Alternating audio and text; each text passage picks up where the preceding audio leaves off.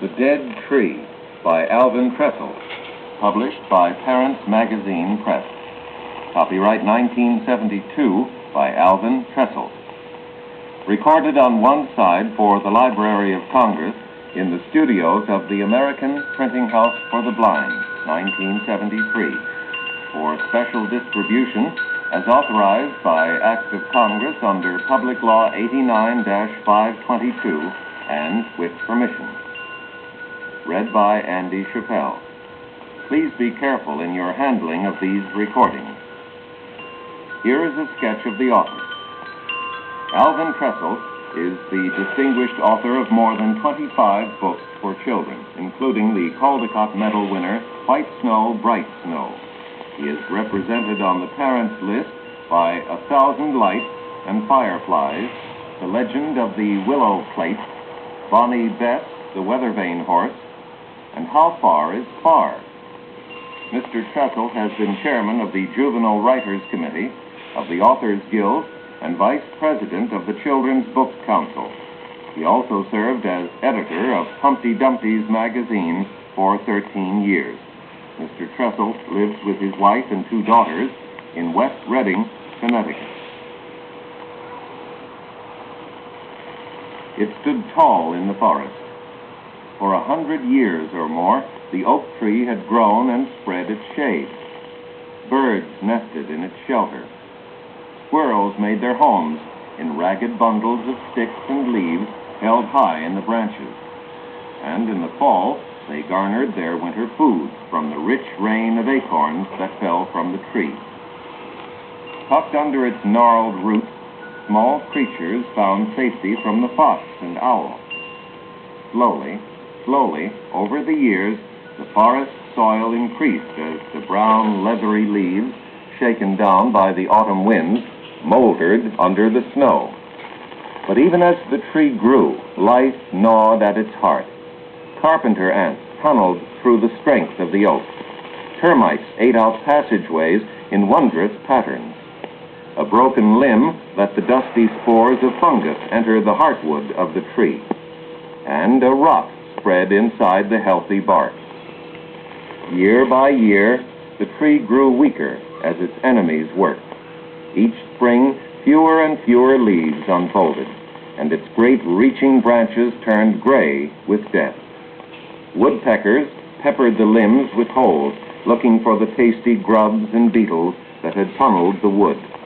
And here and there, they dug bigger holes to hold their babies. In winter storms, one by one, the great branches broke and crashed to the floor of the forest until there remained only the proud trunk holding its broken arms up to the sky. Now it was the autumn weather, and it was long and lazy. Yellow-gray and misty mornings, middays filled with false summer warmth, and the nights pierced with frost. Then came a day of hurricane wind and slashing rain, and as the fierce wind shrieked through the forest, the tree split off and crashed to the ground. There it lay shattered, with only a jagged stump to mark where it had stood for so long. The cruel days of winter followed. A family of deer mice settled into a hole that had once held an arching branch. A rabbit found protection from the biting wind in the rotted center of the trunk. And the ants and termites, the dormant grubs and silent fungus waited out the winter weather under the bark and deep in the wood. In the spring, the young sun warmed the forest floor, and acorns sprouted to replace the fallen giant. Now new life took over the dead tree. Old woodpecker holes made snug homes for chipmunks.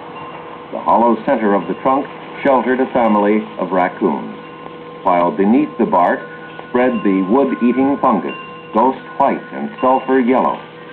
And deep inside, the carpenter ants and the termites continued their digging and eating.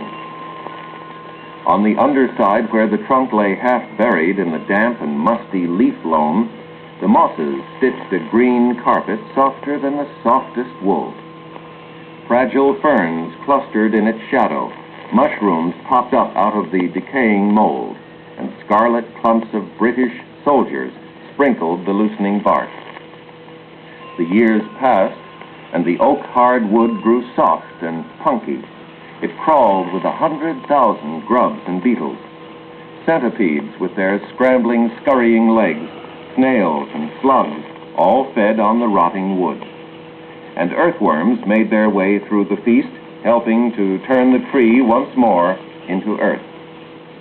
Pale shelf fungus clung to the sides like clusters of giant clamshells, eating away and growing as the tree decayed.